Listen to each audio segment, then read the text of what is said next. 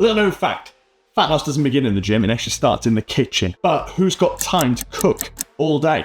Probably not you, I certainly don't. Here is a list of equipment I used when I was a chef that not only will speed up your cooking time in the kitchen, but it's going to make your life 10 times easier. Don't miss number 10, because trust me, it is an absolute game changer.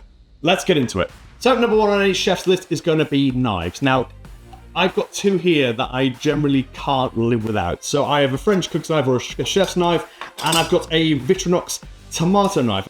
The French cook's or the chef's knife is by far and away probably one of the most popular knives. The size of it, I mean, this is a 30 centimeter, which has a 20 centimeter blade. So the handle is of 10 centimeters. The blade is around 20 centimeters or 8 inches. Now, this is an ideal length. Any shorter than this, you're probably going to run into some problems. There are other alternatives out there that you can buy. I mean, here's a 13 euro knife I picked up when I was in France. Now, it kind of does the same job as this. It's not much of a difference in size. If you're looking for something on par with a French cook's knife or a chef's knife, you want it to be a decent size. So if you have a knife which is too thick, when you're trying to chop something, instead of slicing through or cutting through using the blade, you go through it like an axe, and that's not really what you want. So ideally, you're going to be looking for something relatively thin that can cut it. Also in my arsenal of knives is this little knife. Now, I've had probably about 30 of these. They tend to go missing quite a lot in kitchens because they're brilliant knives. You know, I swear by this knife, if I'm being completely honest with you. It's a serrated edge knife. It's called a tomato knife by Victorinox. Now, I generally don't use it very often for tomatoes. I mean, yes, it's fantastic for cutting through tomatoes, but it generally cuts through everything else pretty well. I would probably use this for pretty much most things. You can sharpen them, however, they are serrated blades, and I generally don't find they sharpen very well. I've just touched on it there. Because you've got some decent knives, you're going to need to keep them sharp. So this is the Minnow Sharp Plus. It is set up in a way that is almost idiot-proof. And I mean that in the nicest possible way. So you pour water into this reservoir here, you close the lid up, and then you simply drag your knife through stage 1 for a number of times, and then stage 2. So these are little Wheatstone wheels. You can buy replacements of them quite easy if you lose them or break them. I mean, these are the original ones. They're a bit mucky. Like I say, they've been very well used over 20 years. So this is probably a foolproof way of sharpening your knives. It's easy. This goes into the knife drawer, nice and easy, and is out of the way quite well. Next is quite simply a trivet. There's nothing fancy about these. These are silicone. They came in a pack of 3. They save the work surface. You can throw these in the dishwasher. So yeah, essential piece of kit. Scales, I've gone through about 5 sets of scales in the last 5 years because I kept finding they were not as accurate as they potentially could be. And these ones seem to be the most accurate that I've used for a long time. Now, one of the great things about these scales is that they actually go quite heavy. So this is a 10 kilogram pan or a pad that you can weigh things on here. This one, not so much. I mean, it's 200 grams, a bit more for precision stuff.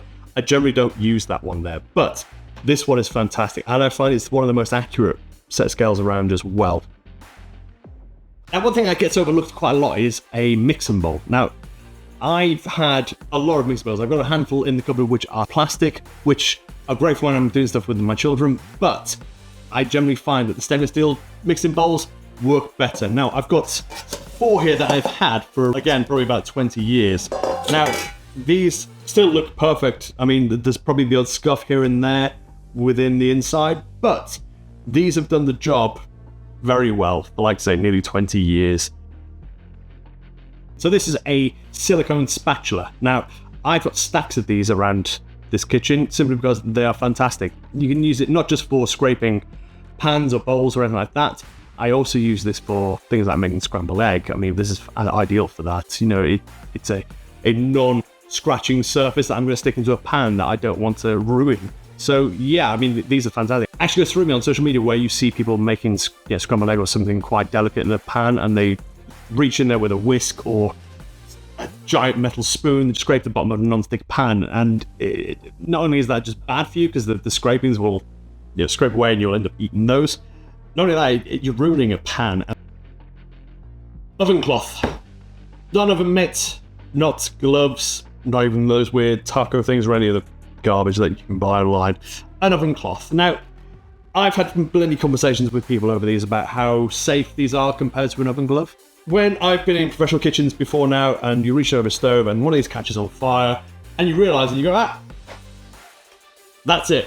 That's how you get rid of something that's on fire in your hand. Simple.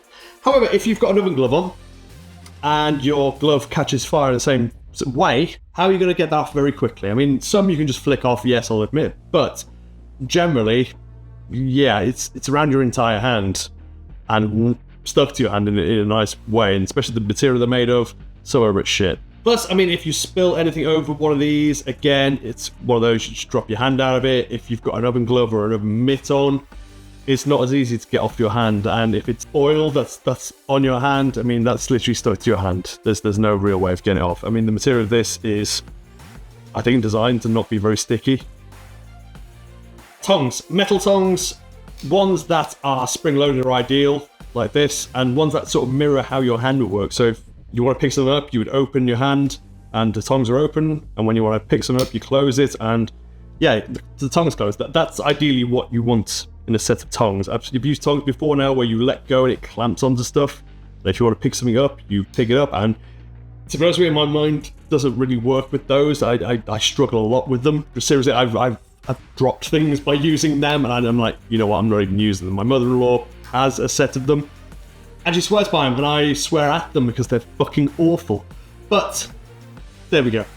Tongs, again, I've had these for about 20 years, and they've got a bit of wear and tear. I think there's a chunk there where a bit of the silicone is melted or the plastic is melted. But yeah, these are ideal. So we're just over halfway through this list now, and if there's anything I've missed and you think that should be on this list, let me know in the comments below. I'd love to hear it. So I've had these chopping boards now for a great number of years, and I don't actually use these ones anymore. They're more for when I do cook with my children.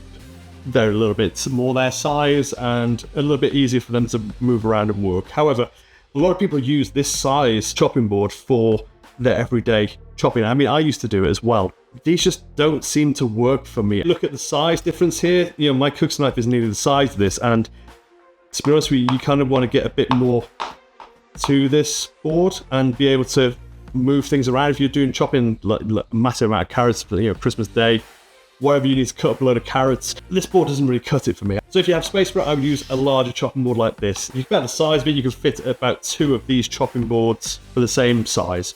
And the reason I like these chopping boards is you've got plenty of space to move around. So if I start chopping carrots over here, I can keep chopping carrots, and I've got plenty of space here to work. So, carpet rubber. No, you heard me right, I said carpet rubber. This is a section of carpet rubber, or grip grabber, or whatever you want to call it. It is a rubber-based material which is cut into a square. Now, the reason I use this, and have used this piece now for about 3 years, I think it's lasted that long, and you probably noticed it while I was looking at the chopping boards. One of the chopping boards was sliding all over the place. Now, even if I grab the small cheap chopping board and drop this on here, I'm really pushing that, and it is not moving at all. However, if I do the same without the, one-handed, that's sliding all over the place. And that is the worst thing in the world when you're chopping. If you're cutting and you've got a giant knife right next to your hand and your chopping board is all over the place, that's just not a safe position to be in. Yeah, I've seen many people online chopping without something underneath their chopping board. I mean, you can use a tea towel or some paper towel underneath this and wet it, and it does the same job. I like this. This is, you know, you can clean this, you can rinse it under the sink and get any debris out of it. You can put a mixing bowl underneath it and be whisking in here, and it's not sliding all over the place. I mean, that was spinning, but in there, that's not spinning as much. Yeah, it has multiple uses. I think it's a great piece of kit. I used to use this in kitchens, and people used to look at me like, what the fuck are you doing and getting that out? Yeah, it's mega cheap, and it works perfectly, especially with these giant chopping boards like this. And again, it's not moving anywhere, especially while you're chopping. One of the safest things in this kitchen. So that's my list. If I've missed anything, or you think anything deserves to be on this list, please drop in the comments. I'd love to hear it, and who knows, maybe if I revisit this video, I may even include it. So, yeah.